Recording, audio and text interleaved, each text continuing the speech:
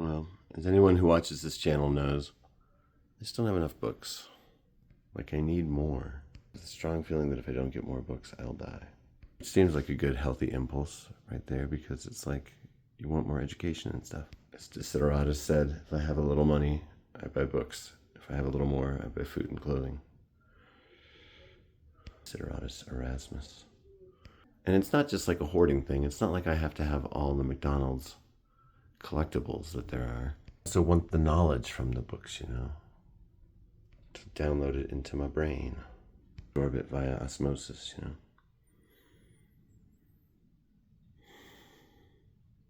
And, you know, it's not hoarding like hoarding cats or dogs or something. Though I do also hoard cats. So, yeah.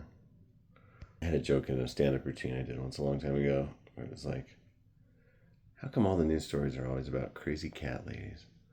Like, it's 2015 or whatever year it was.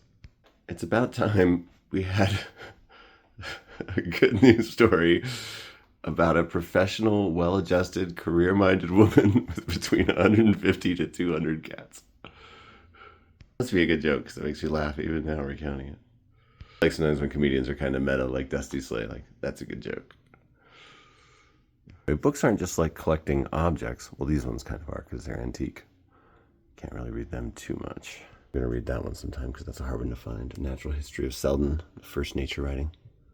About the knowledge contained within them, you know? Think of that anecdote. It's probably not at all true. It's definitely not true. About somebody asking Socrates how to be as wise as them, and Socrates holding them underwater in a cave pool and saying, when you seek wisdom as much as you just sought air, then will you know all that I know. Thanks, Socrates. You could have told me that analogy without actually trying to drown me, literally. I can't trust you. You lost my trust. Socrates. Anyway, yeah, I have a lot of books. However, it's a curated, thought-out collection. Every case has a theme. You know, I get rid of books that don't fit the themed cases. I'm always curating, getting rid of the least interesting, worst, least likely for me to read stuff. And I also love giving books away. Like, that's kind of a phase of my life that I've been in for a while. Just like I always want to be giving books to people because that's a cool thing to do. It promotes literacy and friendship. What? Book giving promotes, you know, intellectual exchange. It's beautiful. Emotional and experiential. You smelling, squirrel? What's on the breeze? Tell me. Are the neighbors making meth? Probably. Something got loaded into a truck recently. Is it the Glade plug-in fresh scent thing in the kitchen releasing a lavender mist? Coffee pot. Sweet pea and salt sugar form. And I made it.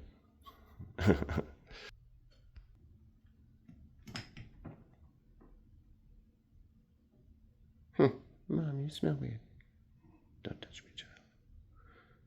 A friend of mine at a writing group the other day just revealed that she's just read Finnegan's Wake.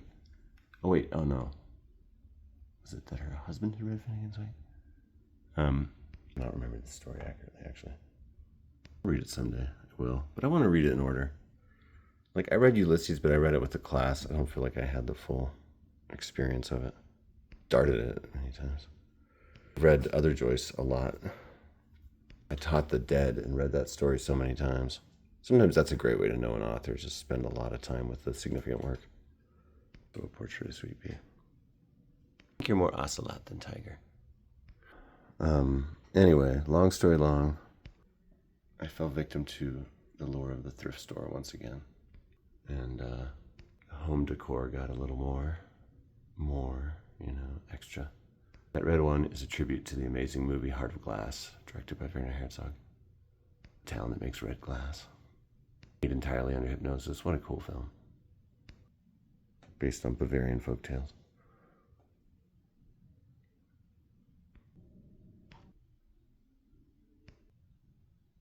DVD collection got more robust. About starting a separate channel for DVD reviews, but it would be about everything on the DVD, not just the movie. Because I think what's really interesting, you know, it becomes, if you watch a lot of DVDs and their commentaries, the whole movie watching experience becomes like a school a little bit. It's really interesting. I love directors' commentaries. It's like my favorite thing now. I can fit just a couple more DVDs in the space that I have there for them. then I would have to grow to another shelf. We'll see if that happens. But I think having a physical media collection is kind of cool. This now, Paul Greengrass is such a good and thoughtful and interesting director with so much to say. I love his commentaries. They're fantastic. I realized what a thoughtful franchise this was. The opposite of James Bond, someone totally outside the system, who's against the system pretty much the whole time. And at war with himself as he finds out that he was a bad person that chose to be a bad person, essentially. As he's discovering himself anew. It's kind of a Severance story overall, like the show Severance, a separating of parts of a personality. Greengrass is such an interesting, impressionistic, kinetic director. I love the handheld stuff. It totally works. It puts you in those scenes. I watched a lot of commentaries involving Matt Damon and Ben Affleck now because there's so much of that DVD era. I have a lot of respect for their work too and the thought and craft they put into it. It'd be interesting, a couple of intelligent friends who can write made their way into the business and found such success as actors, etc. Anyway, Squirrel is not a fan of the franchise. She prefers Long Kiss Goodnight, and I think that is a good movie, but it's not a franchise. There's just that one. There was some show I don't know about that sounds vaguely familiar. Kind of loosely based on La Femme Nikita. Anyway. Prisma, how are you so pretty? Look at you. Oh my goodness. What? Did you see that? And she swung her head in like for a commercial shoot. You stalk the doves that remain forever outside your reach, separated by melted sand, the stuff of the very earth itself, but you can see through it. The world itself keeps you from them, from your prey. Yet you study the moves, you make the plans, you know what you would do. General on a mountain was also a wise mystic, making perfect plans from afar, and acted only in your mind. PP, you're just so cute. Let's pause. What? I mean, they're great, these cats, but they're all kind of aloof. None of them like to be held. Tolerate petting for a few minutes. Addicted to treats. Even when they found the treats were made out of Soylent Green, didn't care. Right, so I got some more books from a thrift store. They are divided into categories. Let's take a look, shall we? It was just such an irresistible deal. These are from the Salvation Army, right by where I live. In a questionable part of town. But I was really struck by what was around. These were all $1 or less a piece. I'm like, come on. Hardcover might have been $2. But, do this dance. Okay. Born Free by Joy Adamson. I saw this and I thought, will I ever read this again? I don't know. But I should have it around because I loved this whole series when I was a kid. And I loved the movies. And, people forget that in the 80s, this is in the paperback nonfiction, mass market paperback nonfiction section. I have to do a little curating there to find it a place or decide to let it spill over into stacks in between the shelves like the fiction section. This is the true story of some people in Africa, white people, who are there working with wilderness rehabilitation and things like that, and they rescue this lion. And the story of Elsa is so beautiful. I think it mostly lives on in current culture now because the song Born Free from the movie version is used in the Madagascar DreamWorks animated movies. It's a beautiful story, though, and it's amazing. And honestly, that is kind of a dream of mine to, work at some sort of a African animal retreat. It'd be so cool to hang out with big cats and elephants. I mean, I think elephants are, just the animal I marvel at the most and think are so amazing and beautiful. Their intelligence and so on. But the big cats are cool. That movie Roar is crazy. My kids all remember going to see that in the theater at the Guild here in town. That was an experience. The tagline of that movie is, no animals were harmed in the making of this movie. Many humans were. A specific number in the hundreds. Dozens, I can't remember. But also it's good to keep the books alive. Stories that are worthwhile, keep them out there. So this should this be in the memoir section, but it's about an animal. Sometimes memoirs will have a certain like focus and make them less memoirish and more like this or that nonfiction section. But I'm glad to have this. I think Willa would love this, my daughter. Recommend it to her. Squirrel, you'd love it. It's about your cousin, Elsa the lion. She's I was Elsa in a previous life. I don't need to read it. I have a dream where Squirrel was a giant, like lion-sized cat, exactly like she is, but like so big that she could barely fit on my bed. I think that's accurate. It's got a Jake the dog-sized soul. What do we have here? Oh, trade-size novels. One of my favorite sections. It's such a beautiful, robust case of books right now. This is a great, I want to get all Calvino. I love him. But this one sounds really fun. I'd not heard of it, or vaguely had only heard of it a little. Mr. Palomar by Italo Calvino. Mr. Palomar, whose name purposefully evokes that of a famous telescope, is a quester after knowledge, a visionary in a world sublime and ridiculous. Alone, his cosmic perspective on the ordinary balances between the comedic present and the eternal void. Palomar, whether contemplating a cheese, a woman's breasts, or a gorilla's behavior, brings us a vision of a world familiar by consensus, fragmented by the burden of individual perception. Palomar's preference for interior dialogues and infinite spaces is constantly intruded upon by the civilized eye, a crusty, charming gentleman who falls asleep fails as a telescope but delights as a man. Seamus Heaney liked it. I generally love Calvino. I will buy and acquire all Calvino until I have all Calvino. This kind of sounds like Marco Valdi a little bit, which I love. Such a good book. Marco Valdi, a guy who loves nature, tries to share his love of nature with his urban children, and they all suffer because of it. Almost dying from poison mushrooms, or going off to herd goats and coming back with a dead look in his eye. What a story. But yeah, this sounds great. They all are kind of like stories of people who see the world differently. See also Invisible Cities, which is my favorite Calvino one, which I can't believe I don't own at the moment. I need to get another. This is another one. I feel like I should just get everything of hers. I know she's a goat, you know, a greatest of all time. Somebody who is a fantastic writer. I've read a few things from her. I've read Sula, Song of Solomon, Beloved. Did I read The Bluest Eye? I think I did a long time ago. And, you know, if you win the Nobel Prize for Literature, that's a good reason to give that author a look. So Black African American, you know, writers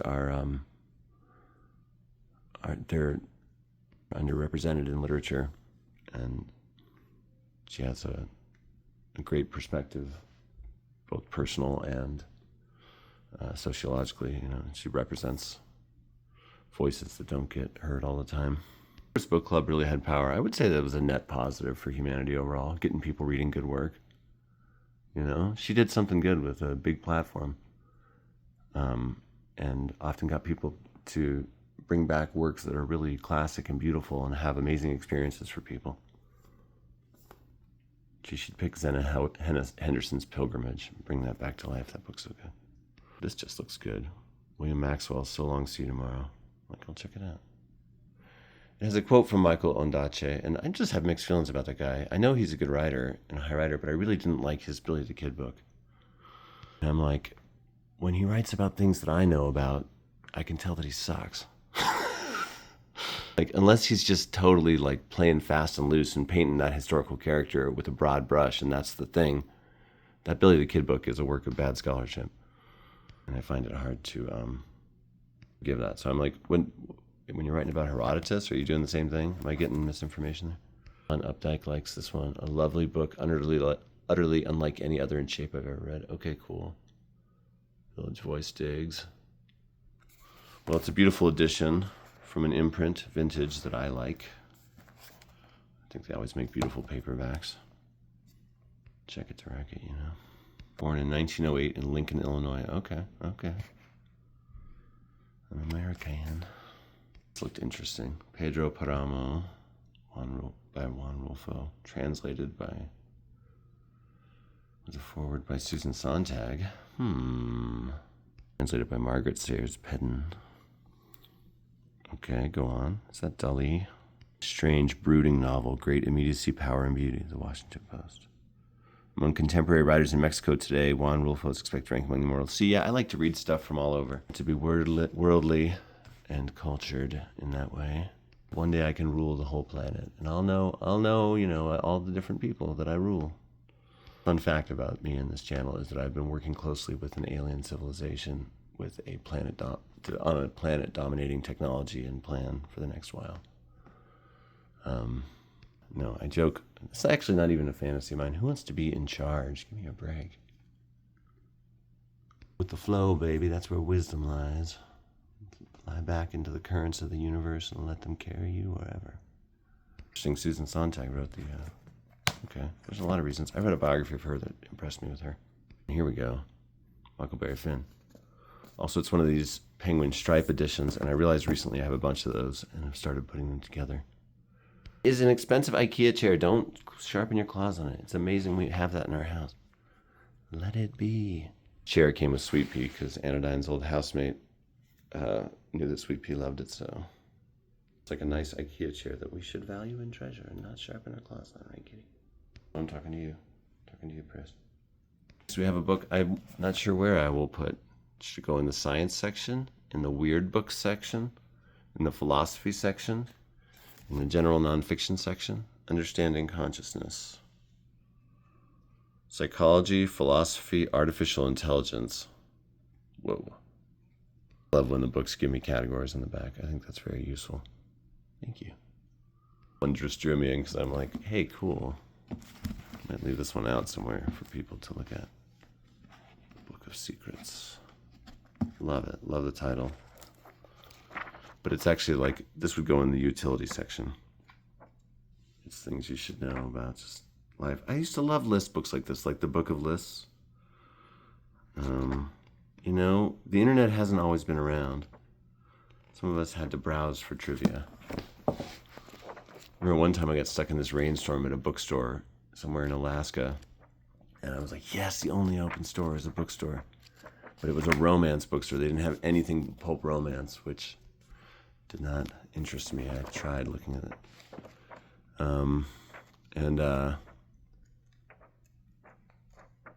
Anyway, but they did have a copy of The Call of the Wild, and they had the Book of Lists too. And I'm like, that is so funny that the only books they have in this store.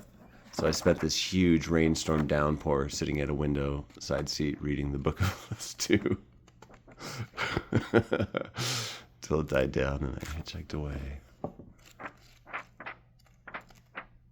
really appreciate movies.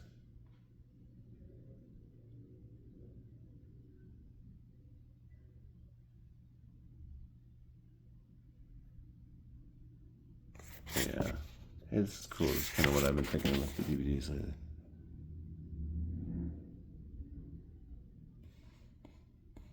To get maximum enjoyment.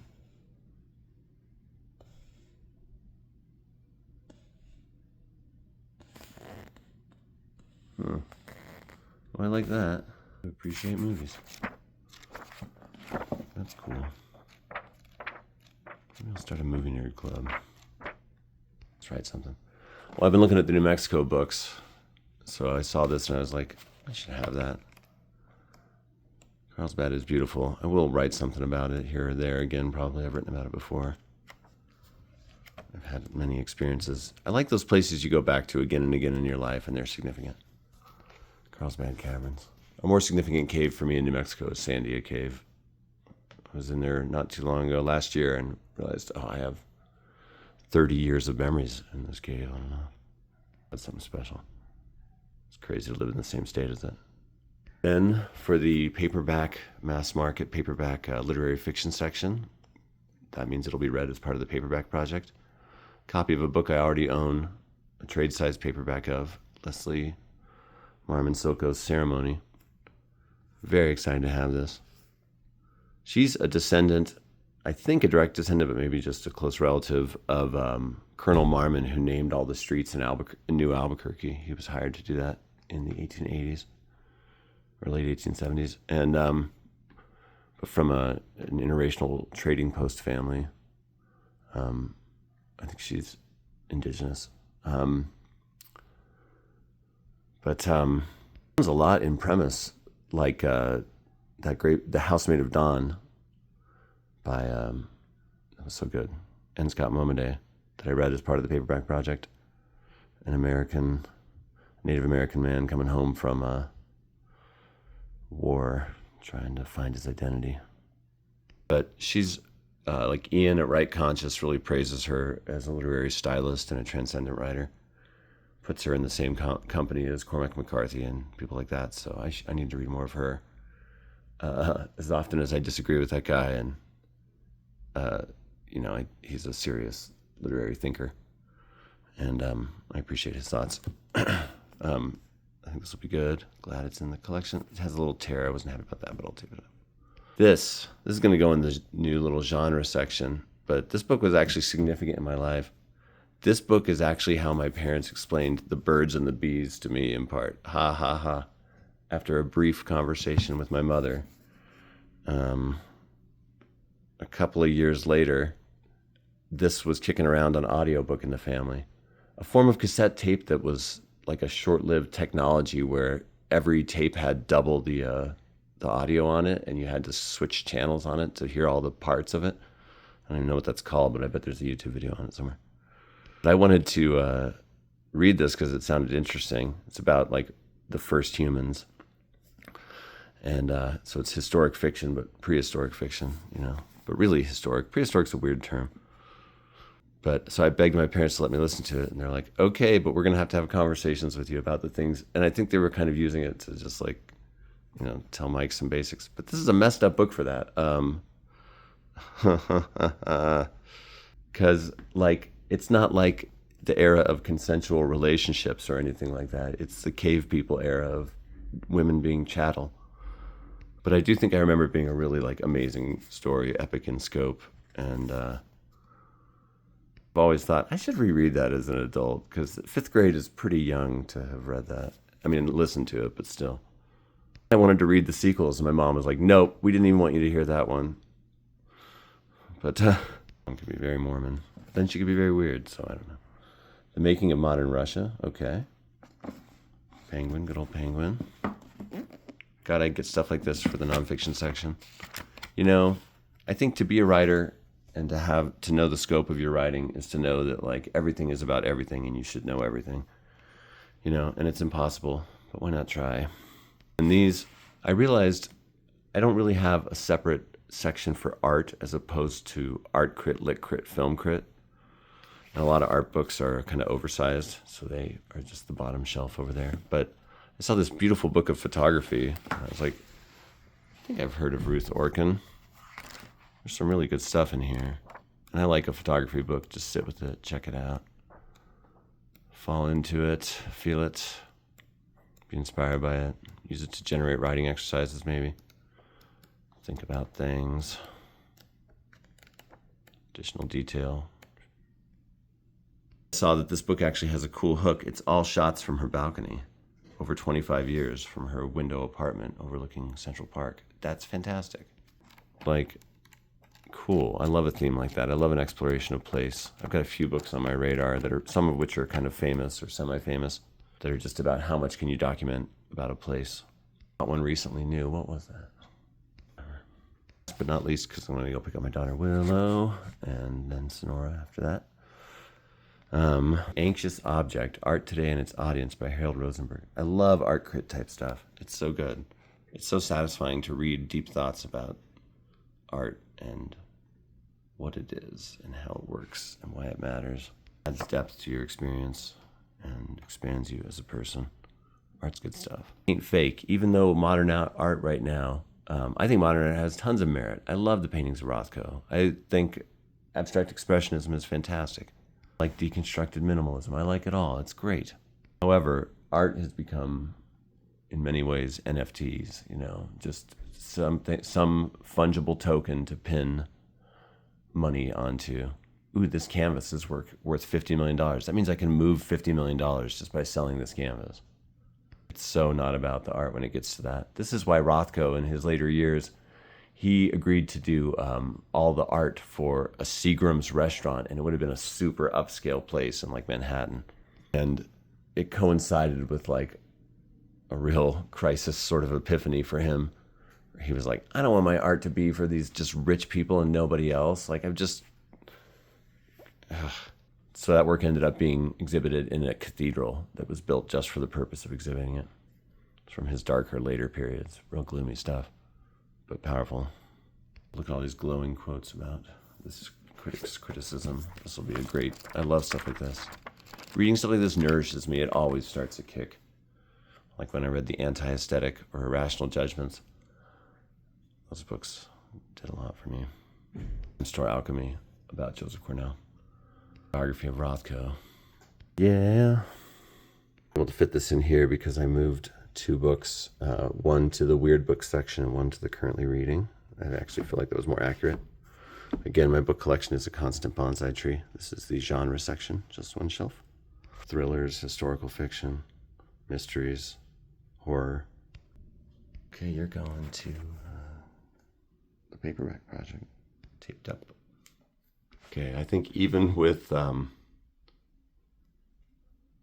interstitial parts filled now, it's jam-packed. I don't think I can fit any more and still have the spines be legible.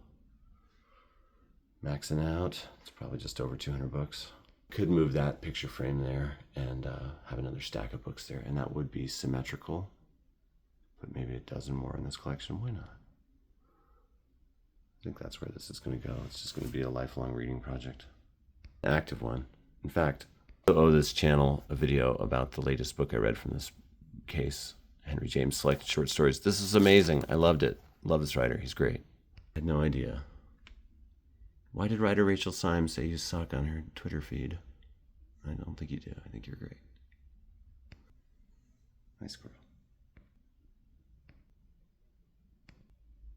I feel a surge of affection for this book when I pick it up, remembering my childhood fondness for this story. I like my shelves to be full, but not like tightly packed. Page 1, I think your shelves are too tightly packed sometimes. I mean, that's a good problem to have because it means you have too many books, but for maximum best browsing and least damage to the books, I think it's too tight. You should hire me. Applied there before. This also goes for any other bookstore that sees this and pays an okay wage. In Albuquerque, New Mexico. Hire me. Bookstore jobs. Could use something like that right now. General nonfiction. Stack going there that needs put away. And Freebox acquisitions. Greg Palast, he's a good political writer like Matt Taibbi. Earthquake Country. This just really drew me in. I'm like, this is a very cool object and actually about something very interesting. Put away later. Again, books look good when they're horizontal underneath vertical books, but not so much on top. Those away later. Fiction. Actually, that worked out.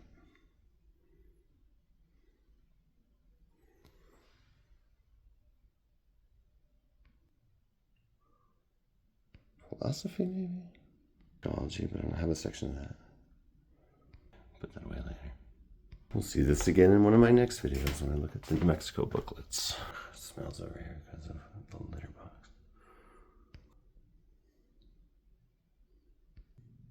I'm going to go in utility, but I'm going to leave it out for now. True coffee table book. Well, what do you have to say to our viewers? Keep it up, folks. You keep turning out like this, we're going to have numbers in the high 20s. Wow. How about you, Prismo? Do you have anything to say to the viewers of this channel, of the collection? Any wisdom? All right, folks, she's beaming it to you straight from the mind. Got that? Unzip that data at your own leisure.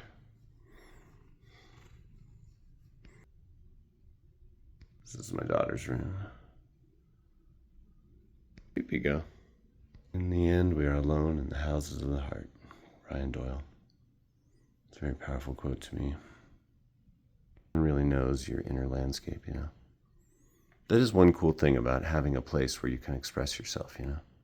Like if people see my book collection and the kinds of things I like to be reminded of on the walls, they kind of have a sense of me, maybe.